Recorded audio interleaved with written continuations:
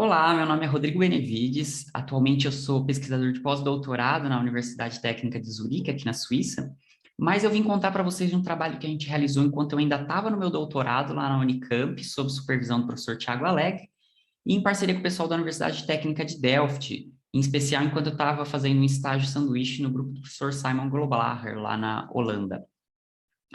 E esse trabalho foi recentemente publicado na revista Nature Photonics e trata da primeira demonstração experimental de teletransporte quântico utilizando dispositivos optomecânicos. Para a gente entender a importância desse resultado, vale a gente pensar no que seriam redes quânticas. Então, num futuro próximo, a gente espera ser possível ter distintos computadores quânticos funcionando em locais distantes um do outro. Então, a gente precisa conseguir realizar essa comunicação a longa distância que permita a transmissão de informação quântica. O problema é que aqui a gente tem uma dificuldade fundamental da mecânica quântica, que é aquilo que é conhecido como teorema de não clonagem, que impede a cópia simplesmente de estados quânticos. Com isso vem, então, essa ideia de teletransporte, para a gente conseguir contornar esse problema fundamental. Essa ideia foi proposta ainda na década de 90, por um grupo de pesquisadores teóricos e já foi demonstrado algumas vezes, em geral, utilizando simplesmente fótons emaranhados e utilizando esse emaranhamento para realizar o teletransporte. O que tem de novidade no nosso trabalho é que a gente, pela primeira vez, então, utiliza o emaranhamento não só de fótons, mas de fótons e modos mecânicos de dispositivos. E assim conseguimos realizar esse teletransporte. No nosso caso, a gente utilizou, então, esses nanodispositivos conhecidos como nanovigas de silício, e o que eles têm de especial é que eles confinam muito bem tanto modos ópticos quanto os modos mecânicos na região central desse dispositivo, facilitando a interação optomecânica. Nossa ideia, então, foi pegar pares desses dispositivos e emaranhá-los, de tal forma que a gente conseguisse, então, utilizando esse emaranhamento mecânico agora, realizar o teletransporte, codificando a informação desse modo mecânico em polarização de fótons provenientes dos dispositivos.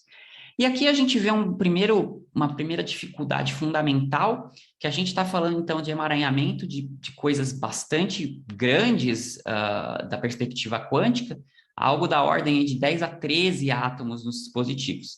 Então, aqui a gente tem um grande desafio.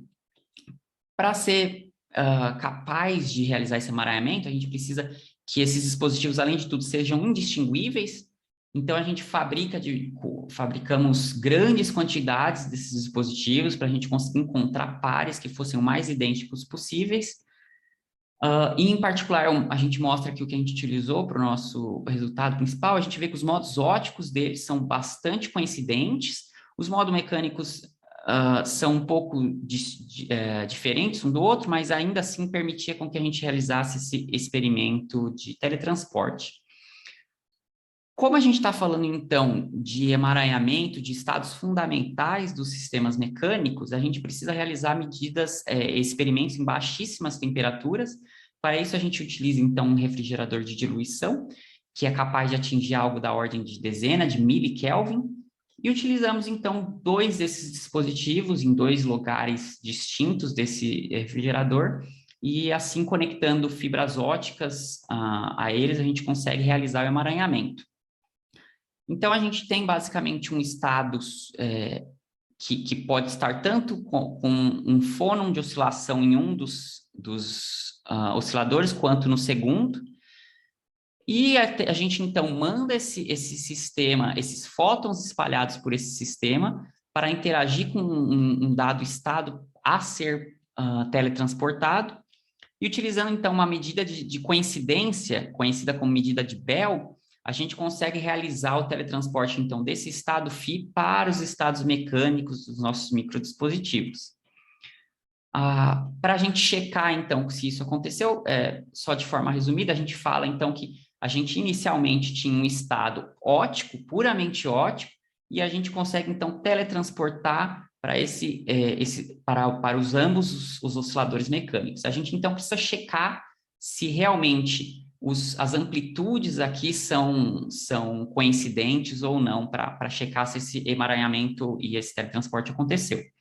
É isso que a gente faz aqui nesse resultado, que é acho que o principal resultado do nosso trabalho. A gente, então, codifica distintos estados óticos com polarizações distintas e realiza a medida de coincidência e checa se esses estados estavam realmente inscritos nos modos mecânicos.